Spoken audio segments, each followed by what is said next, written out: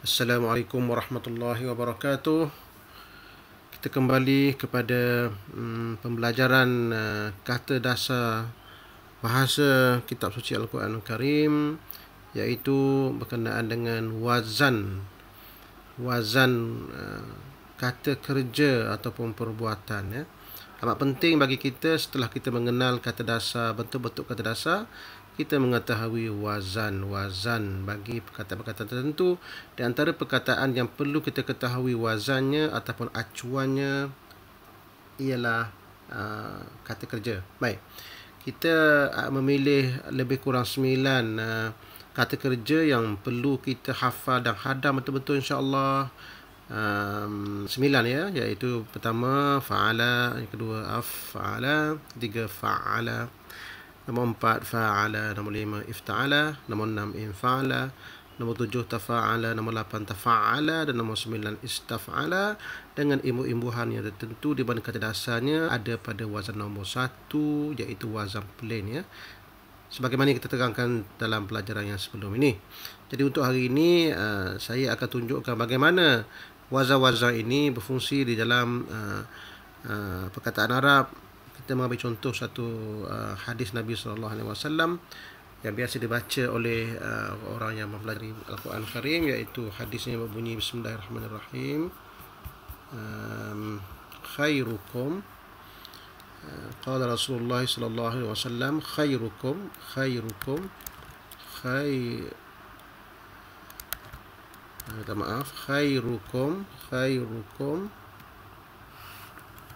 tulisnya khairukum man.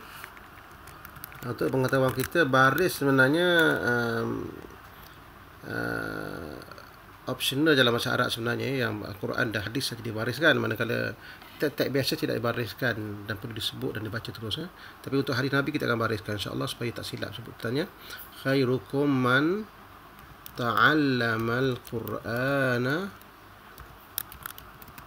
wa 'allamahu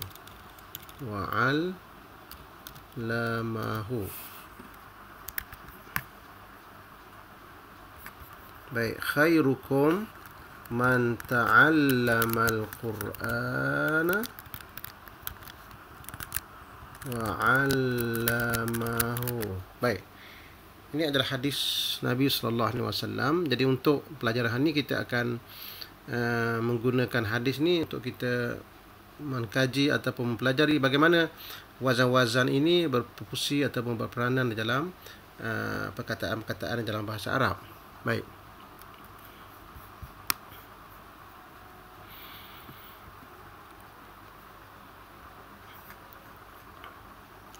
Baik, sebelum kita pergi kepada wazan, apa kata kita ulang kaji dahulu kata dasar setiap perkataan yang kita jumpai, insya-Allah. Khairukum, apa kata dasar bagi khairukum? Kata dasar bagi khairukum ialah kha, ya dan ra. Kha, ya dan ra, di mana ya ini adalah huruf illah, ya. Manakala perkataan kum ni dia tidak mempunyai kata dasar, dia adalah dhamir atau dikenali sebagai kata ganti nama. Kum, kamu. Assalamualaikum. Kum itu adalah kamu. Jadi dia tak kira ada kata dasar, tak ada. Dia dua saja perkataan itu, maka tak dikira sebagai kata dasar. Ganti nama ataupun dhamir ni di antara perkataan yang tidak mempunyai kata dasar. Man adalah maksudnya yang ataupun siapa, man, ya. Jadi dia pun tidak ada kata dasar. Untuk perkataan yang tidak ada kata dasar ni, kita dah khaskan satu bab khas untuk perkataan-perkataan ataupun jenis-jenis perkataan yang tidak mempunyai kata dasar. Dia tak banyak sebenarnya, dia ada beberapa kategori. Jadi boleh rujuk dalam buku teks kita, dalam buku surat, dalam bab yang ke-19, saya ingat itu, dalam bab yang ke-19 ataupun tajuk kaedah ke-19, perkataan-perkataan yang tidak mempunyai kata dasar. Baik, kita tinggalkan dulu perkataan tidak kata dasar ni, insya-Allah. Man maksudnya siapa? Ingat sikit je, man maksudnya sesiapa, kum maksudnya kamu, khairukum, ya. Man, sesiapa. Baik, perkataan ta'allama ini, perkataan ta'allama, kalau terlihat dia ni mempunyai kata dasar apa? Kata dasarnya ain, lam dan mim. Perkataan Al-Quran, kata dasarnya ialah qaf, ra dan nun, ya. Bukan nun, ya. Qaf, ra dan hamzah. Nun ini adalah imbuhan, ya. Qaf, ra dan hamzah. Kerana kalau kita kata qaf, ra dan nun, dia akan jadi makna lain. Jadi dia punya kata dasar dia qaf, ra dan hamzah nun ni adalah imbuhan. Waw adalah kata penghubung yang juga tidak mempunyai kata dasar ya. Allama satu perkataan, kata dasarnya juga ain, lam dan mim. Jadi kata dasar bagi perkataan ta'allama dan allama ni adalah sama ya. Cuma yang bezanya adalah wazan. Kita akan belajar insya-Allah lepas ni. Hu ini adalah nya ya, nya ataupun dia lah. Dia mengajar dia. Jadi allama, dari perkataan allama hu ni adalah yang hu ni adalah dhamir. Jadi tak termasuk di dalam yang perkataan yang ada kata dasar. Baik. Sekarang ni menggunakan hadis ini kita akan mengkaji bagaimana kata dasar ataupun wazan-wazan yang kita belajar ini berfungsi ya. Baik.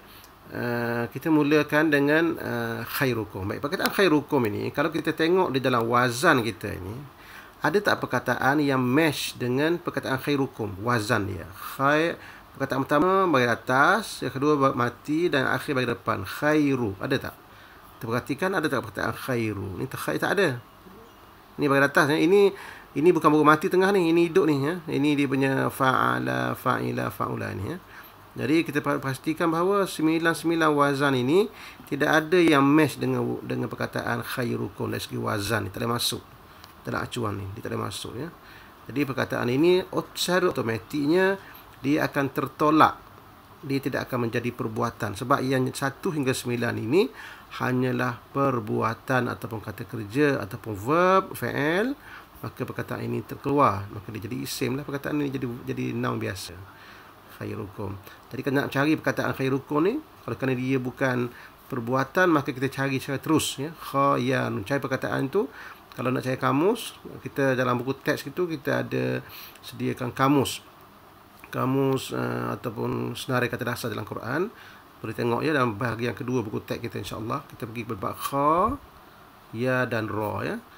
Kha, ya dan ra dia akan ada kat sini. Kha, ya dan ra. Dan perkataan yang kita cari itu dia akan ada terus pada buku teks tu. Terus ada. Khairun. Cuba bagi sikit ya bezanya. Khairun. Jadi maksudnya lebih baik ataupun terbaik. Lebih baik ataupun terbaik. Terus dapat makna tu. Sebab ini perkataan ni tak ada masalah lah. Dia adalah perkataan biasa. Bukan melibatkan perbuatan. Mengenai perkataan kum ni kita dah bagi tahu tadi. Dia perkataan yang tidak ada kata dasar. Kita dah khaskan perkataan yang tidak ada kata dasar ni dalam bait 19 insya-Allah dalam teks. Man juga gitu juga. Bagi perkataan ta'allama, kalau kita cek di dalam kata dasar kita punya wazan ini, ta'allama ni, kita akan perhatikan ta'allama mana wazan yang agak match dengan ta'allama ya. Wazan nombor 8. Wazan nombor 8 ini dia kena dengan ta'allama. Tengok ya. Ta'allama, di mana ta ini adalah imbuhan, kata dasarnya ialah ain, lam dan mim. Jadi ta adalah imbuhan, kata dasarnya adalah fa, ain dan lam. Jadi ta'allama boleh masuk dengan wazan ini. Ta'allama, ta'allama, tafa'ala. Jadi dikenal dengan wazan ini. Jadi ketahuilah kita bahawa nama ta'allama ni adalah wazan nombor 8. Kita dah jumpa satu perkataan ta'allama. Tulis kat sini insya-Allah. Ta'allama. Kata dasarnya ialah ain, lam, mim. Wazan nombor 8. Wazan nombor 8 insya-Allah. Wazan nombor 8. Tulis kita apa? Nombor 8. Baik. Seterusnya perkataan Al-Quran. Perkataan Al-Quran ini kalau kita cari dia punya, tengok dia punya perkataan dia Al-Quran, ada tak yang match dengan wazan 1 hingga 9 ni? Al-Quran. Ini bukan ni tak kena ni. Ini af'alah bukan Al-Quran. Tak ada acuan yang kena dengan perkataan itu, tak ada ya. Siap ada alif lam lagi. Kat sini mana ada alif lam. Jadi menunjukkan bahawa perkataan ini dia bukan kata kerja. Jadi kalau dia tak boleh masuk dengan wazan 1 hingga 9 ini, secara automatik dia akan tertolak, reject.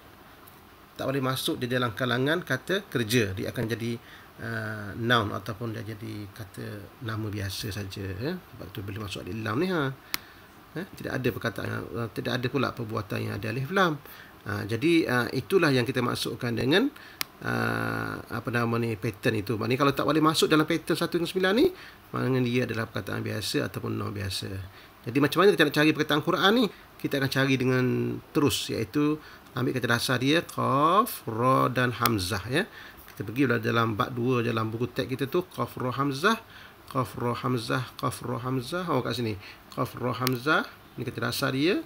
Dan terus kita pergi kepada perkataan Quran. Ini dia perkataan Quran ya. Quran iaitu bacaan ataupun Al-Quranul Karim. Itu dia. Jadi Al-Quran maksudnya Quran je lah. Cuma ada orang tanya, kenapa kat sini Al-Quran nah di dalam kata dasar kita ni, dalam kamus kata dasar ni Al-Quran nu. Nu dengan na ni kita akan belajar kemudian insya-Allah dalam bab-bab akhir nanti insya-Allah, lepas kita memahami kata dasar ni insya-Allah. Seterusnya perkataan wa tak termasuk sebagaimana kita sebut tadi. Dan yang kedua ialah yang ketiga perkataan allama ya. Allama sebagaimana kita tahu dia juga daripada kata dasar ain, lam dan mim ya. Sama juga, cuma nak ketahui wazan nombor berapa agaknya allama ya. Kita tengok di luar kita allama, allama. Ini allama ni dia punya tengah dia ni digandakan. Jadi nombor 1 tak, nombor 2 pun tak, nombor 3 nombor 3 kemungkinannya allama. Kalau nombor lain ada sabdu lagi, nombor 8. Nombor 8 mungkin tak, sebab nombor 8 dia ada satu penambahan lagi, nama dia ta. Jadi di sini kita katakan bahawa allama ini jatuh pada wazan nombor 3. Sebut sekali insya-Allah, allama fa'ala. Kena dah tu. Kena dah tu. Jadi allama wazan nombor 3. Tu dia kat sini insya-Allah. Wazan nombor 3. Allama. Allama wazan nombor 3. Baik, allama tu buang ta saja. Allama. Ini silap ni bukan allama, ini sadu atas lam. Allama. Lama, ta'allama. Yang ini allama. Allama jadi allama ini wazan nombor apa tu? Nombor 3 ya, nombor 3 ya. Jadi kita dalam hadis satu potong hadis ni kita dah jumpa dua perkataan yang kita katakan dia adalah yang boleh match dengan kata kerja ya, allama. Baik.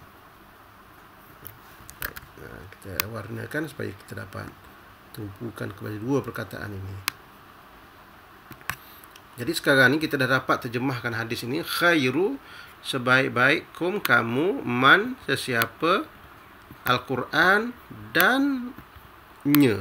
Jadi itu perkataan yang kita dapat trace dia punya makna dia dengan terus ya, melalui pengetahuan kata dasar kita. Sekarang ni dua perkataan yang warna merah ni kita belum dapat mengetahui lagi sebab dia ni perbuatan. Jadi perbuatan ini ataupun kata kerja ini dia akan ada sedikit standard ataupun undang-undang ataupun acuan yang perlu kita pelajari ya. Jadi kita pergi kepada kata dasar untuk mengetahui makna dia. Kata dasar ni ialah ain lam mim. Dia punya wazan nombor 8 ya. Jadi kita pergi kepada senarai kata dasar di dalam bab kedua kamu kita. Alam. Ini dia kata dasar ain lam mim. Kita akan mencari wazan. Yang kita mahu ialah wazan nombor 8 dan 3 ya. 8 dan 3. Baik, alima. Ini wazan nombor apa ya? Alima wazan nombor 1 ya.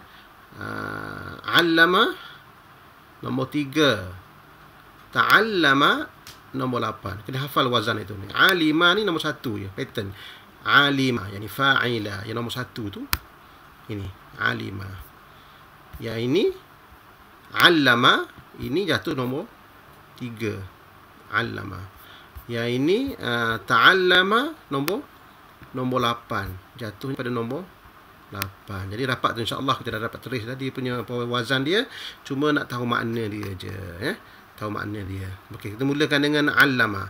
Allama maksudnya mengajar. Allama wazan nombor 3 tu maknanya mengajar. Mengajar. Baik. Kita tengok pula wazan nombor 8. Wazan nombor 8 maksudnya belajar. Nombor 8 maksudnya belajar. Jadi dapatlah tu. Jadi ta'allama wazan nombor 8 maksudnya belajar. Allama maksudnya mengajar. Jadi automatik kita akan dapat terjemahkan ataupun memahami, mentadabbur makna hadis ini tanpa kita bergantung pada terjemahan lagi.